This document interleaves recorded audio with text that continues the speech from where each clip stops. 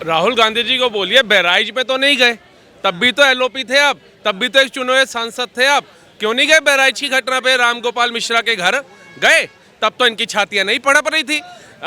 दलित बच्ची 12 साल की अयोध्या नगरी में बलात्कार हो गया, उसके परिवार से तो मिलने नहीं गए, उनको तो सहानुभूति देने नहीं गए, तब आप सांसद नहीं थे या एलओपी नहीं थे। आज संभल के अंदर 5 जातियों के जो पत्थरबाज थे वो कोई बॉर्डर पे जंग लड़ने नहीं गए हुए थे देश की तरफ से कि आपको छातियां आपकी फिलफिला रही है कि हाय हम इनसे मिल ले, हाय हम इनसे मिल ले। वो जो सेना को पहले कश्मीर में पत्थर मार रहे थे, आप उन पत्थरबाजों के मिलने चले जाते थे, लेकिन सेना के सैनिकों से मिलने नहीं जाते थे। आज जब पुलिस वाले जख्मी अस्पताल में पड़े हैं, जिनके सर फट गए, आप उनसे मिलने के लिए नहीं तड़प रहे, जो आपकी भी सुरक्षा कर रही है। दिखाओ कागज, जाओ इतिहास में बताओ, अजमेर शरीफ अगर आपका था, आपकी दरगाह थी तो उसको लो, नहीं थी तो संविधान के तहत दो। किसने आपको कहा है बोलो? और ये मुगल जिसने भारत का नाश कर दिया, ये मुगल आए अरब से। अरब में ताजमहल नहीं देखा किसी के बाप ने आज तक, अरब में लाल किला किसी के बाप ने नहीं देखा आज तक, अरब में कुतुब मीनार नहीं बनाया इन्होंने, भारत में ही बनाया। मतलब जमीन हमारी, पैसा हमारा, कानून हमारा है, मजदूर हमारे, सब कुछ हमारा, और ठप्पा लगा दिया जी मुगल आए थे, जैसे अपने बाप के दहेज में लेके आए थे ये भारत के अंदर। उसको यूपी में क्या, दिल्ली में कहीं पे भी नहीं होना चाहिए भारत में। लेकिन एलओपी है नहीं, उसको बाहर फेंक देना चाहिए, उसकी माँ को भी बाहर फेंक देना चाहिए दिल्ली से, और उसकी बहन को भी बाहर, उसके जीजा को भी बाहर फेंक देना चाहिए। ये लोग सिर्फ क्राइम करते हैं, इन्होंने 70 साल देश को लूटा है, इन्होंने कभी कुछ नहीं किया, आज भी हमारा पीछा नहीं छोड़ रहे। 4-4 पासपोर्ट है इनके पास, राजस्थान हरियाणा से लेके उत्तर भारत के इतने राज्यों में इन्होंने कब्जे कर रखे हैं ज़मीनों पे, चोरी की इनकी हद नहीं है, और आप ये बोलते हैं कि इनको यहाँ भारत में यूपी जाने देना चाहिए। मैं इनको कहता हूँ आपके माध्यम से, इनको भारत में रहने की भी इजाज़त नहीं होनी चाहिए। इन्होंने वक्फ बोर्ड बनाया, इन्होंने सनातनियों को क्या दिया, मुझे बताइए। चलिए छोड़िए सनातन को, इन्होंने सिखों को क्या दिया? मुसलमानों को तो इन्होंने वक्फ बोर्ड दे दिया। इन्होंने सरदारों को क्या दिया? इन्होंने क्रिश्चियनों को क्या दिया? इन्होंने बौद्धों को क्या दिया? इन्होंने जैनियों को क्या दिया? इन्होंने पारसियों को।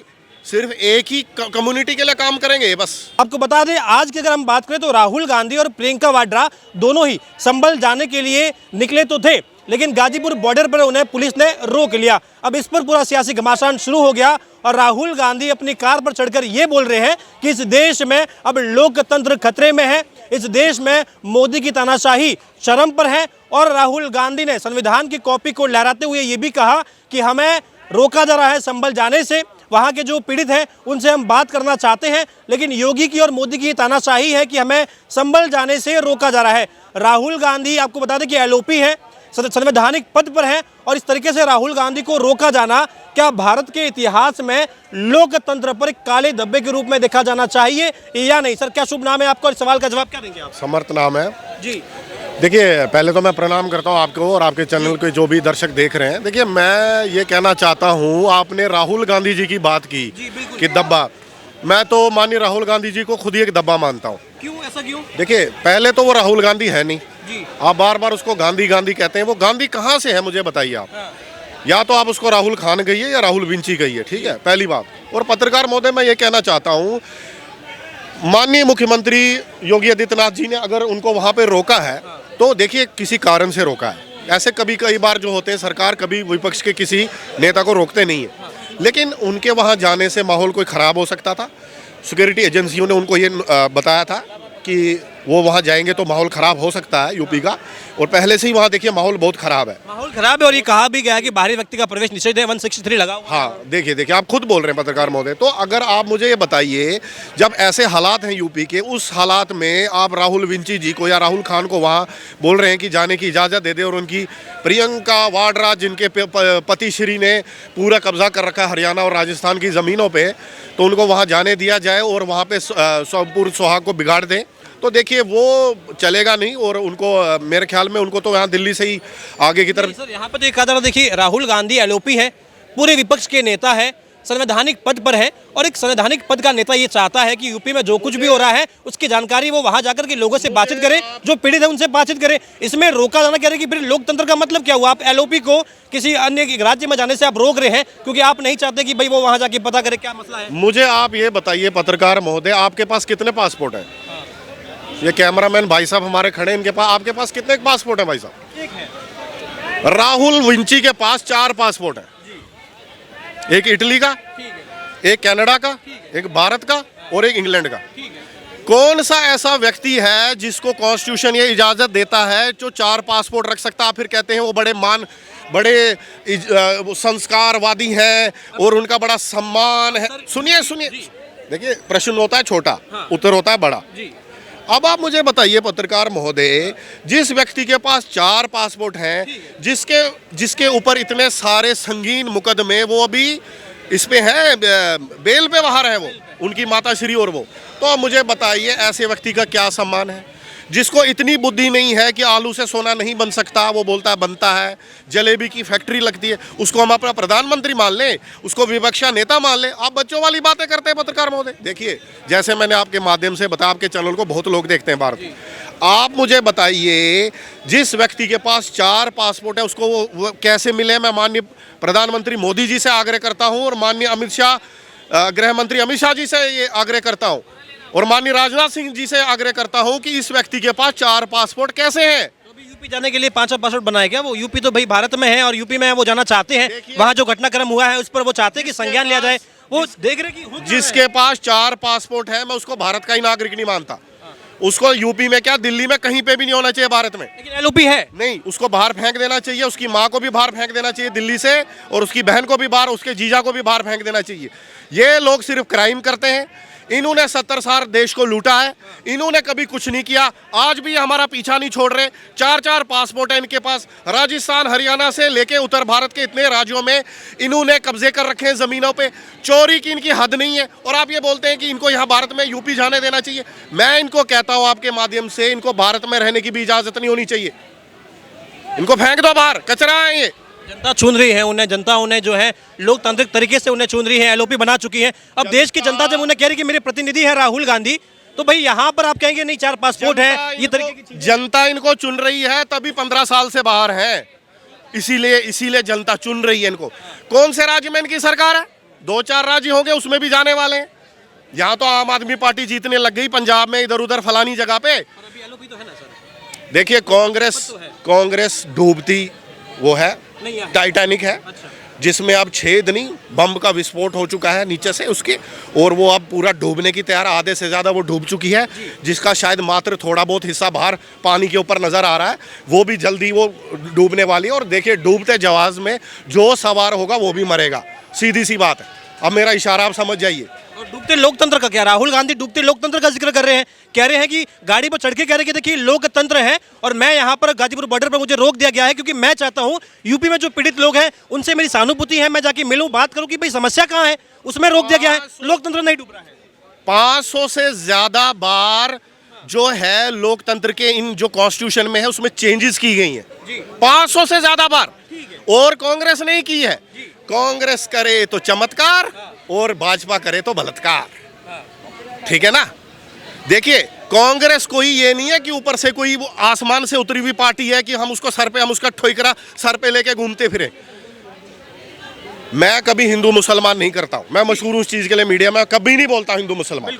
लेकिन साथ ही मैं ये भी कहना चाहता हूं, मैं एक सनातनी हूं, तो मैं सनातन के बारे में भी सोचूंगा।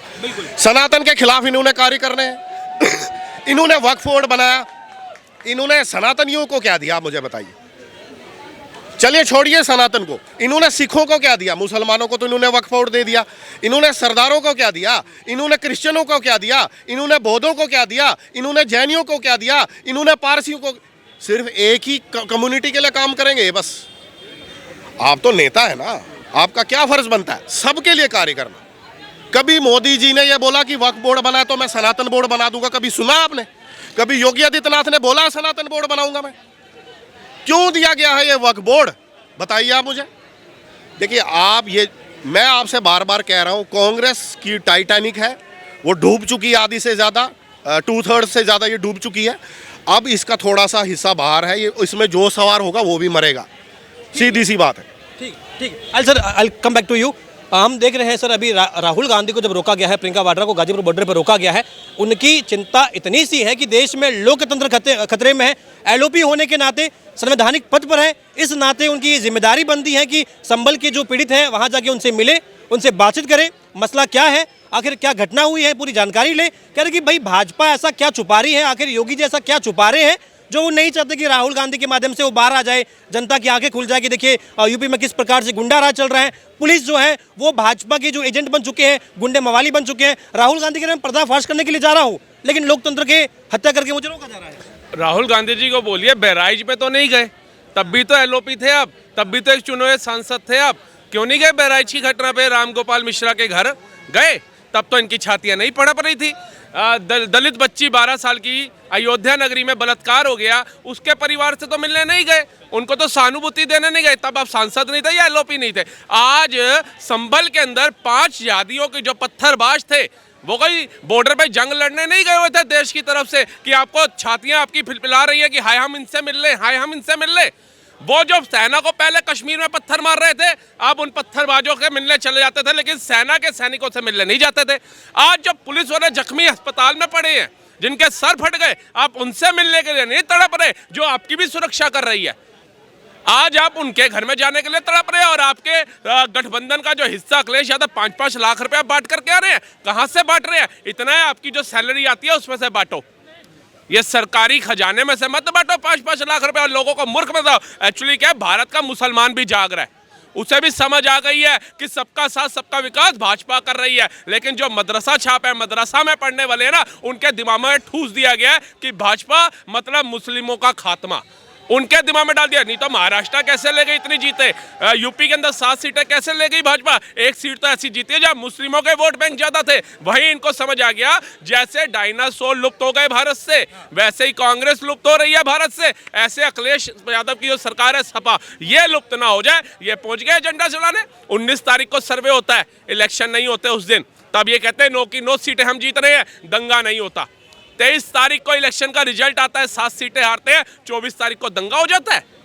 बताइए कैसे हो जाता है? इसका जवाब कौन देगा? वहां का सांसद क्या कर रहा था? तो सिर्फ ये वो मांग रहे हैं कि भाई योगी जी के राज में कानून व्यवस्था एकदम मजबूत थी, योगी जी के राज में ना माफिया पलता है ना गुंडे राज करते हैं। योगी जी के राज में जब इतना ही सब कुछ चंगा सी है, तो अचानक से अब ये पाकिस्तान वाला एंगल कहाँ से आ गया? कह रहे कि भाई कुछ हुआ नहीं है, योगी जी के हौसले अब बुलंद हो गए हैं कि देखिए 7 सीटें हम जीत गए हैं, अब हम तानाशाह बन सकते हैं, अब हमें मोदी जी को कंपटीशन देना ही है, तो चलिए क्यों ना भाई हर मस्जिद के नीचे राम को ढूंढा जाए, हर मस्जिद में शिव को ढूंढा जाए। इस तरीके से तो महबूबा मुफ्ती भी कह रही है कि भाई हर मस्जिद को आप खोदने निकलेंगे तो भारत का हाल क्या हो जाएगा? हर मस्जिद में आप राम ढूंढेंगे, हर मस्जिद में हनुमान ढूंढेंगे तो माहौल क्या हो जाएगा? ये भी कह रहे थे मोदी जी चादर चढ़ाने के लिए भेजते थे वहां पर हर साल। आज उस अजमेर शरीफ के नीचे आपको शिव जी का मंदिर नजर आ रहा है। सर जी अगर चादर मोदी जी भेजते थे या अमित शाह भेजते थे, मेरी तरफ से बाइडन भेजे, मुझे मतलब नहीं है। अब मैं किसी की शादी में जा रहा हूँ, वो 1100 का नींदरा डाल करके आऊंगा, सगन डाल के आऊंगा, तो वो लड़का लड़की के जीवन की जिम्मेदारी मेरी हो जाएगी क्या? बायोडाटा आप मिलाओ, दिखाओ कागज, जाओ इतिहास में बताओ अजमेर शरीफ अगर आपका था, आपकी दरगाह थी तो उसको लो, नहीं थी तो संविधान के तहत दो। किसने आपको कहा है बोलो? और ये मुगल जिसने भारत का नाश कर दिया, ये मुगल आए अरब से। अरब में ताजमहल नहीं देखा किसी के बाप ने आज तक, अरब में तो लाल किला किसी के बाप ने नहीं देखा आज तक, अरब में कुतुब मीनार नहीं बनाया इन्होंने, भारत में ही बनाया। मतलब जमीन हमारी, पैसा हमारा, कानून हमारा है, मजदूर हमारे, सब कुछ हमारा, और ठप्पा लगा दिया जी मुगल आए थे, जैसे अपने बाप के दहेज में लेके आए थे ये भारत के अंदर। पूछिए इनसे। आज जो मुगलों ने सिखों का नरसंहार कर दिया, गुरुओं को शहीदियां देनी पड़ गई, उन मुगलों को कह रहे हो आप 2 कौड़ी के कि महान थे वो? ये तो तुम अनुरागी हो, जो उनके नतमस्तक हो, जो सिखों के, जो आज भी तुम्हारे को नमाज अदा करा रहे हैं गुरुद्वारों में जा करके, और तुम कहते हो औरंगजेब महान था, बाबर महान था, है ये वजीर खान महान था। अरे अभी तुम्हारे को देखो काशी विश्वनाथ गंगा किनारे क्या कर रही है ज्ञानवापी मस्जिद। कौन सी मस्जिद गंगा किनारे होती है? फातिमा नदी कर देते, उसका नाम मुगल आए थे तो क्यों नहीं किया? गंगा ही क्यों रहने दिया? यमुना का नाम रख देते फरहा नदी, फरहाना कर देते, कावेरी का नाम। कुछ नदियों का नाम नहीं बदल पाए क्योंकि जलती बहती नदियां थी, हमारी अस्तित्व था उनका। लेकिन जो हमारे ही मजदूरों को, हमारे ही भाइयों को हैंटर मार मार करके तलवार की नोक पे दिन रात उनसे चुनवाई करा करके इन्होंने लाल किला खड़ा कर दिया। किसके लिए? ताकि हम भारत पे शासन कर सके, हम राजाओं महाराजाओं की सियासतें लूट सके, हम गरीबों की, हिंदुओं की बहन बेटियों की आबरू लूट सके। लेकिन सवाल अब भी यही बनता है, पूरे विपक्ष का यही सवाल है कि जब 91 का वर्शिप एक्ट पहले से है, संवैधानिक है, लोकतंत्र में है, संविधान में है, तो भाजपा कुल मिला के ये कह रही है कि संविधान जैसा भी हो, हम तो भाई साहब ना ये वर्शिप एक्ट मानने वाले हैं ना कुछ मानने वाले हैं। हमारा मूड हो चुका है कि भाई साहब हमें तो बदलना है, हमें तो हर मस्जिद को खोदना है, तो हम तो खोदेंगे भाई। हाँ खोदेंगे, हम तो खोदेंगे भैया जी। वर्शिप एक्ट आपने बना दिया और यहाँ से क्या हुआ वर्शिप एक्ट में कि आप अपने आराध्य के मंदिर को नहीं खोद सकते संविधान के तहत, लेकिन वहीं से वक्फ बोर्ड दे दिया जो भैया मंदिर क्या गुरुद्वारा क्या, चर्च क्या, सब पे उंगली रख के अपने बाप की जागीर बना देगा। आप कोर्ट भी नहीं जा सकते,